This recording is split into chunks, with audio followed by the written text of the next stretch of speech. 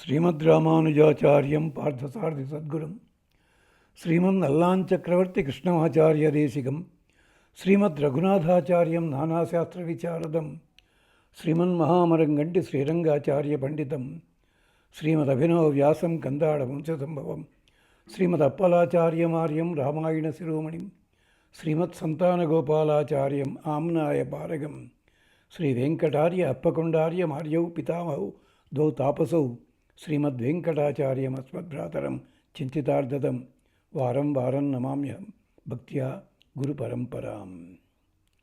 నారాయణం నమస్కృత్య నరం చైవ నరోత్తమం దేవీం సరస్వతీం వ్యాసం తతో జయముదీరయ్యత్. భగవద్బంధులరా, టీకేవి రాఘవ పాండవీయంలో ప్రధానోద్దేశం మళ్ళీ ఒక్కసారి చెప్పుకుందాం.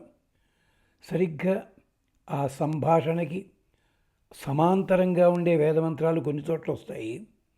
ఆ సంభాషణలో ఉండే తత్వాన్ని వివరించేలాంటి వేదమంత్రాలు కొన్ని ఉంటాయి. ఈ రెండింటినీ కూడా చూపిస్తూ కథాభాగంలో మూలఛేదనం చేయకుండా చెప్పే ప్రయత్నం ఇది గమనించండి. అంచేత ఎక్కడా కూడా మూలఛేదనం చేయటం లేదు, వేరే మాటలు అంటలేదు, అది గమనించాలి మీరు. ధర్మరాజు గొప్పతనం మాట్లాడుకుంటున్నాం. ఆయన చేసేవన్నీ ధర్మమునకు సంబంధించింది అని చెప్పడానికి వేదమంత్రాలలో ఉండే ధర్మ సూక్ష్మాలు తను ఆచరించి చూపించాడు. ఇంచేత యముడు కదా ఉన్నదక్కడ. ఆ మహానుభావుడు యముడు శాపం తిన్న సందర్భం మాండవ్యుడి కథ లోపల ఒక కారణం చేత. ఆ శాపాలు కూడా లోకానికి ఉపకారకయ్యాయి. చూడండి, దేవతలంతా చాలా చోట్ల ఇబ్బందులు పడ్డారు. దేవతల ఇబ్బందులు దేనికోసం? మన కోసం, జీవుల కోసం. అంతే తప్ప వాళ్ళు ఇబ్బంది పడి నరకం అనిపించలేదు వాళ్ళెవళ్ళు కూడా. అంటే చూడండి, ప్రత్యేకమైన కార్యాలయాల్లో ఉంటారు వాళ్ళు. ఒక్కొక్కళ్ళు ఒక్కో ఇబ్బంది పడతారు. ఆ ఇబ్బంది దేనికోసం? తమ చేస్తున్న పని లోపల ఒక్కొక్కసారి ప్రజలకి వ్యతిరేకంగా ప్రవర్తించినట్టుగా అనిపిస్తుంది. ఒకచోట స్వార్థంగా అది వాళ్ళు శిక్ష పడ్డప్పుడల్లా ఇంకొకలా సమాజానికి ఉపయోగిస్తూనే ఉంటుంది. అది దేవతలకి అంతే పద్ధతి. అది గమనించండి.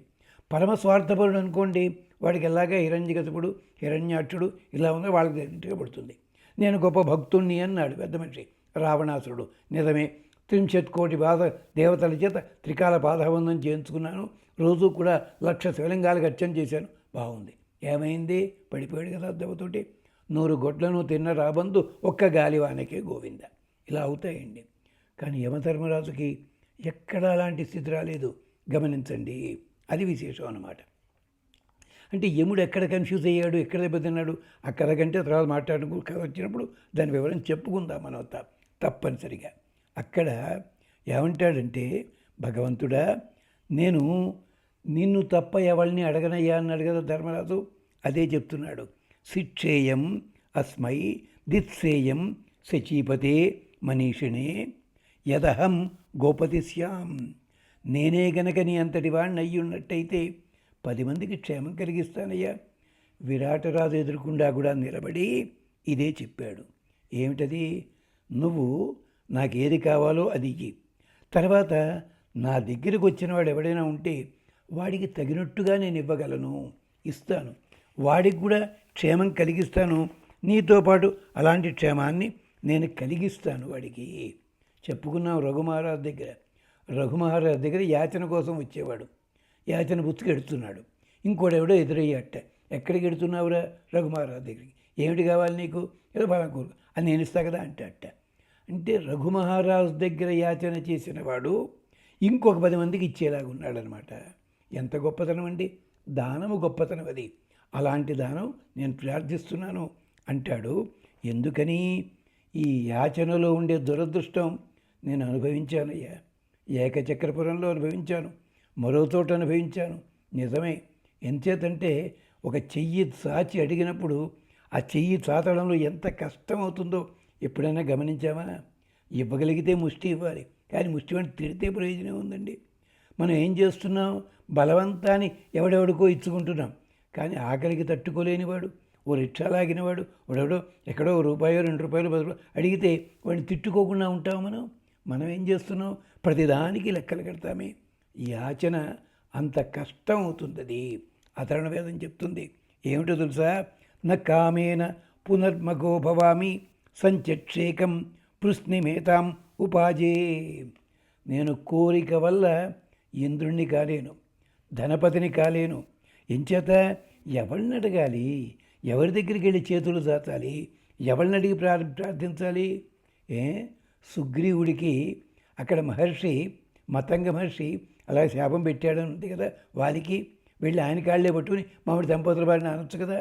అనడానికి లేదు అక్కడ, అలా కాదు. ఇది గమనించాలి మనం. అంచేత మహర్షులందరూ కూడా ఉన్నారు, వాళ్ళ దగ్గర వెళ్ళి అడగచ్చు కదా. అలాగే ఇది గమనించండి. అంచేత తల వంచినంత మాత్రం చేత, కోరిక ఉన్నంత మాత్రం చేత నేను మరొక ఇంద్రుణ్ణి కాలేను, ధనపతిని కాలేను. మరి ఎవరిని అడగాలయ్యా, ఎవరిని ఆశ్రయించాలి? యాచన ఇంత కష్టమైనది నాకు తెలుసును. అందుకనే యత్ ఆశసా వదత మే విచిక్షుభే యత్ యాచమానస్య చరత జనాన్ అను యత్ ఆత్మని తన్వమే విరిష్టం. ఇది కూడా అధర్వణ వేదంలో 7వ కాండలో వస్తుంది. ఏరి కోరి యత్ ఆశసా వదత మే విచిక్షుభే యత్ యాచమానస్య చరత. ఏదో కోరి ఆశతోటి యాచన చేసే వేళ ఎవరెవరి ముందో నిలబడ్డానయ్యా నేను. వాళ్ళ అదలింపులతోటి, చీత్కారాలతోటి నా మనస్సంతా గాయపడిపోయింది. మే విచిక్షువే యత్, అది క్షోభను వహించింది, అది ఎవడికి తెలియదు. అంతేకాదు శరీరము కృషించింది. కానీ మత్స్యదేశ ప్రభువు నువ్వు, నిన్ను చేరిన తర్వాత ఆ భావమే నాకు లేదండి. అది విశేషం. అంచేత నీ నామము కలవాడు ఎవడున్నాడు? భగవంతుడే. నీ వంటివాడు నువ్వే. ఎంచేత ఒకప్పుడు నేను చూశాను నీకు సంగతి. అలాంటిది అందుకని చెప్పి నీ దగ్గరికి నేను వచ్చాను, యాచన చేస్తాను. ఈ యాచన చేసేటప్పుడు నా స్వార్థానికి కాదు, ప్రయోజనం ఉద్దేశించే పరప్రయోజనానికే. సరస్వతీ తత్ ఆప్రుణోతు ఘృతేన. నా మాటలు యాగముల లోపల ఎలాగైతే సరస్వతి రక్షణ కలిగిస్తుందో, అలాగే నా యాచనలో ఉన్న ప్రార్థన కూడా నాకు ఘృతముతో, అంటే యాగముల లోపల నేతితో ఉన్నతి కలిగినట్టుగా నా ఆకలిని, నా గాయాలని ఆ సరస్వతి వాక్కు, నా వాక్కు, నీ వాక్కు కూడా రక్షించాలి అంటూ ఇది విరాట సభలో ధర్మరాజు అడిగిన మాటల్లో కనిపిస్తుంది. ఆ మాటలు చెప్పుకుందాం ముందు. అది మత్స్యదేశాన్ని ఎన్నుకోవడంలో అంతరార్థం ఇంతకుముందు చెప్పుకున్నాం. దీనికి ఏకాగ్నికాండలో అరుణంలో ఒక మంత్రం ఉంది. ఏమిటది? ఇరావతి ధేనుమతీ భూతం సూయవసి మనుష్యే దశస్యే వియష్టభ్యాత్ రోదసి విష్ణు ఏతే దాదర్థ పృథివీం అభిత మయూకై. ఈయన విరాట్ పురుషుడు కదా. భగవంతుడు ప్రపంచాన్ని ఎంత జాగ్రత్తగా చూచాడో అలాగ తయారు చేశాడు విరాట నగరాన్ని, మత్స్యదేశాన్ని కూడా. నిజమే, కీచకుడున్నాడు. కీచకుడు ఏదున్నా కానీ వాడికి ఉన్న అవలక్షణం ఏమిటి? పరస్త్రీ వ్యామోహం ఉంది, స్త్రీ వ్యామోహం ఉంది. కానీ విరాట నగరంలో ఏ ఇతరవాడి ఇంటి మీదైనా పడి అది దోచాడా ఎవరినైనాను? లేదే. నగరంలో అందరినీ జాగ్రత్తగానే చూసుకున్నాడు, అందరికి ఉపయోగించాడు. కంటికి కనిపించిన ప్రతి ఆడదాన్ని కాదు, వాడికి నచ్చిన తెచ్చుకున్నాడు, వేరు దాంట్లో లోపల.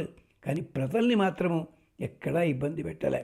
కానీ ప్రజలు ఎందుకు అనుకునేవారు? అది ఉన్నాయి కొన్ని శ్లోకాలు అక్కడ. భయపడేవారు, ఇలాంటి వాడు ఎప్పుడు ఏ కొంప మీద పడతాడో తెలియదే అని చెప్పి. అలాంటిది ఒకసారి చెప్పుకోవడం ఇబ్బంది అవుతుంది, చరిత్రలో జరిగింది. కృష్ణా ఎక్స్ప్రెస్ ఒక రైల్వే స్టేషన్లో, గుంటూరు అనుకుంటారు బహుశా, గుంటూరు తెనాలి దగ్గర సుమారు 6 గంటలు ఆగిపోయింది. ఒక రాజకీయ నాయకుడు ఉన్నాడు దాంట్లో, రాజకీయ నాయకుడు కానీ నాయకుడు, అతని కోసం 6 గంటలు. దీనికి ఆ మహానుభావుడు ఏ మహాతల్లినో కోరుకున్నట్ట ఆవిడది ఉంది, వద్దు మాట్లాడను, ఇది 74 కాదు 76 ప్రాంతాల్లో జరిగింది. ఇది చాలా ప్రసిద్ధి ఆ రంగాలన్నింటిలో కూడా. అలాంటి వాడు కీచకుడు కాదు, గమనించండి. అది అందుకని అలాంటి కీచకుడున్న అదొక్కటే మైనస్ పాయింట్ తప్ప విరాట నగరానికి మిగిలిన ఏమీ లేవు.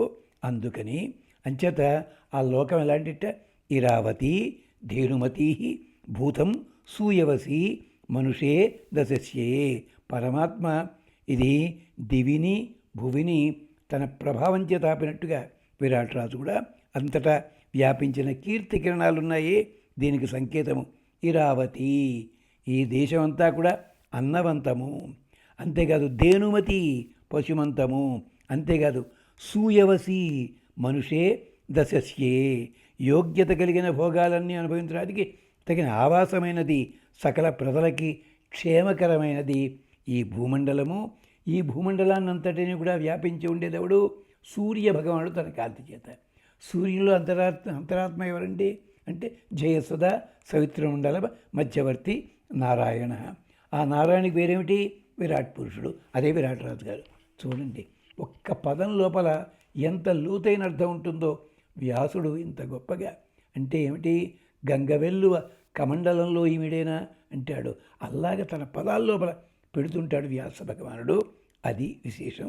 అంతేకాదు అక్కడ అగ్నికి ప్రేమపూర్వకంగా ప్రార్థన చేస్తూ, బాబు అగ్ని, మేమిచ్చేవన్నీ కూడా స్వామికి చేర్చవయ్యా.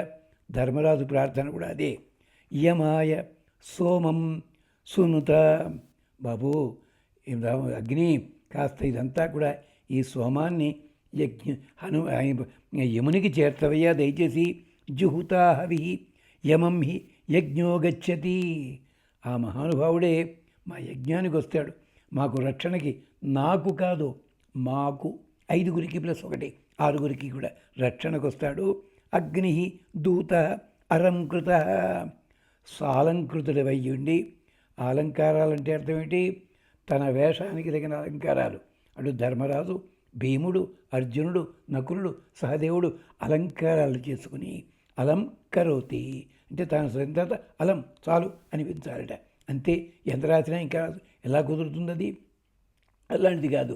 అంటే ఏ కాస్త ఉన్నా కానీ ఆడవాళ్ళకి అలంకారం ఏది అన్నాడు ఒక చోట మహానుభావుడు భర్తృహరి. అంటే నుదుటి కుంకుమ పెట్టుకునేంతవరకు కూడా ఎన్ని ఆభరణాలు ఎంత గొప్పగా ధరించినా, ఎన్ని వస్త్రాలు చక్కటి డిజైన్లు ధరించినా కానీ ఆ కుంకుమ ఒక్కసారి పెట్టగానే ఈ ఆభరణాలకు ఉన్న అందం అంతా కూడా వెళ్ళిపోయిందట. ఆ కుంకుమలో వస్తుంది దొడ్డి మీద. అది అలాంటిది, అది ఆభరణం అంటే. దాని పేరు అలాంటి దానివల్ల లావణ్యం వస్తుందన్నమాట. అది విశేషం. అంచేత అగ్ని మమ్మల్ని ప్రేమపూర్వకంగా యముడి దగ్గరికి చేర్చు మా స్తోత్రాలు. యమాయ ఘృతవత్ హవి జుహోత ప్రతిష్టత సను దేవేషు ఆయమత్ దీర్ఘం ఆయు ప్రజీవసే. ఓ ఋత్విక్కులారా అంటే తమ్ములారా, నాయన ధౌమ్యుల వారు, లేదు పరివారంలో ఉన్నటువంటి విరాటరాజు పరివారంలో మాకు రక్షించండి అయ్యా. ఏమిటి? యముని కోసం నేతితో తడిపిన పురోడాశలు ఉంచండి. అక్కడ యజ్ఞంలో ఉన్నది. ఇక్కడ కూడా నా మాటలు అలాంటివే. యముని కూడా గౌరవంగా నిలబండి. ఆయన గౌరవం తగ్గించడం కాదు. ఇదంత కష్టం వచ్చింది కంటే నీ దగ్గర పడినాను అని కాదంట. యముని గొప్పతనం యమునికి ఉంది. మేమిచ్చే హవిస్సులన్నీ కూడా పరమాత్మను చేరుతాయి. కానీ యముని కూడా చేర్చి దేవతలందరికీ కూడా ఆ యముడు ప్రకృష్ట జీవనం కోసం దీర్ఘాయు ఇచ్చుగాక. అదేమిటండి? యముడు ప్రాణాలు తీశాడు, దీర్ఘాయు అంటారేటి? యమునిలో కూడా ఎవరున్నారు? పరమాత్మే కదా ఉన్నది. అదనమాట. అదే చెప్తాడు. హృద్దేశే తిష్టతి అర్జున ఉన్నాడు. మహానుభావుడు ఆయన, నియమించేవాడు యముడు. ఆ రూపం అక్కడ. యమాయ మధుమత్తమం రాజ్ఞే హవ్యం జిహోతన ఇదం నమః ఋషిభ్య పూర్వజేభ్య పూర్వేభ్య పృథివ్యభ్య చ. సృష్టికాలం నుంచి ఉన్నవాళ్ళు మొదలు అందరికీ కూడా ఈ హవిస్సులు చెందాలి. ఎవరిస్తారండి? యమధర్మరాజు ఇస్తాడు. యముడి దగ్గరికి వెళ్ళాల్సిన ఎవరండి? అగ్నిదేవుడు.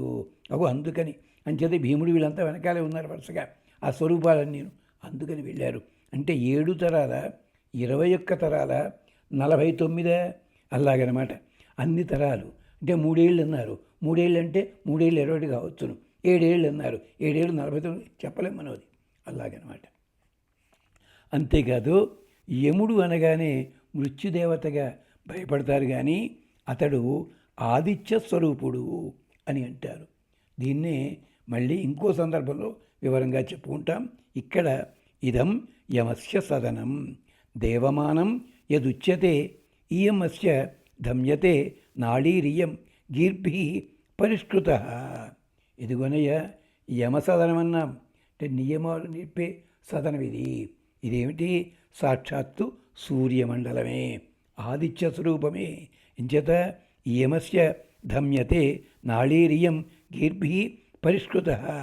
దుందువుల స్థుతులతోటి సమానంగా అది నడుస్తుంది. అలాంటి యమసదనమే సూర్యమండలము. అదే మనకి దేంట్లో అంటే ఆదిత్య సేన వ్రతము, నక్షత్ర పురుష దర్శనము అని చెప్పి విష్ణు ధర్మోత్తరంలో, మత్స్య పురాణంలో, అలాగే వాయు పురాణంలో కూడా చూపిస్తారు. ఇది విశేషం. అది అలాంటి సూర్యమండలంలో ఉండేవాడు పరమాత్మ.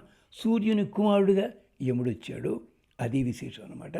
అలాంటి స్తోత్రాలు, వాటి అంతరార్థాలు మళ్ళీ తెలుసుకుందాం. అంతవరకు స్వస్తి.